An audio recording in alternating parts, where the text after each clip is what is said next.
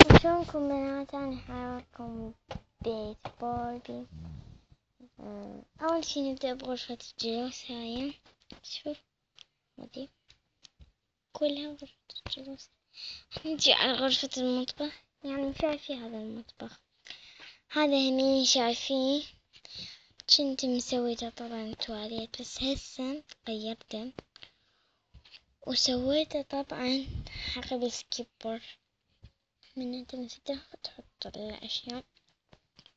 هنا ميز تواليت وهنا غرفة نوم. باربيلا يعني تشيلسي قصدي، مو باربيلا. نيجي على غرفة النوم. هاي غرفة النوم مال باربي طبعا. وراها تصير ستيسي. لحظة خليها هنا أوريكم.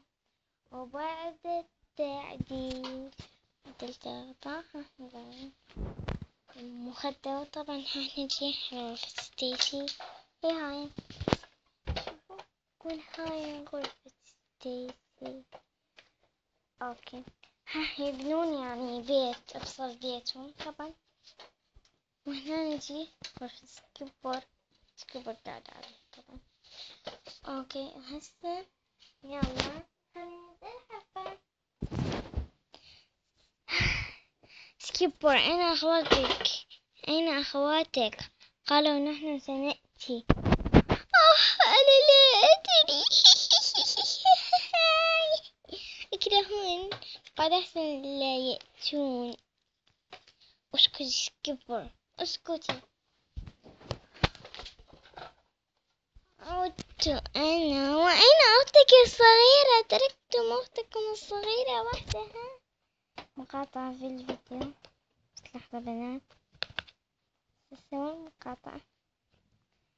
أين أختكم؟ أنا لا أدري أينها. إنها ماكين. إنها كان كثيرا جميل سكيبر. تيسي ستطبخين سكيبر، ستنظفين المنزل بكامله. ماذا؟ لأنكم تركتم أختكم وحدها وبكيت. هل اتهمتم؟ حسنا، نحن آسفون. وبعدما صار الليل وانطفأت الأنوار. ماذا صارت الليل حتى لا نرى أي شيء، وانطفت الكهرباء. وبعد إصلاح الكهرباء تصلحت، وأخيرا كانت كثيرا مظلمة. وبعد مجيء تشيلسي استمتعت، لعبت سكة الموت الجديدة. ماذا؟ اوه ماي جاد، انا احبها ايضا. انا مرة ركبتها سكة الموت الجديدة، كثير عجبتني. حسن يجوز.